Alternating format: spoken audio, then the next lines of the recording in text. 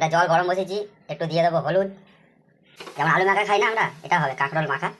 এতে দেবো আমি হাফ টুকরো পেঁয়াজ সিদ্ধ, 3টে কাঁচা লঙ্কা সিদ্ধ, 3টে কাঁচা লঙ্কা দিলাম। এতে দেবো আমরা 3 কোয়া 4 কোয়া রসুন ঢেলে সিদ্ধ হওয়ার জন্য।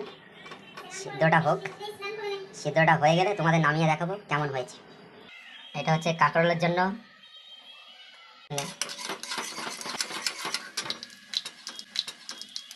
এতে দেবো আমরা আবার পেঁয়াজ ঢেলে কাঁকরোল মাখার জন্য।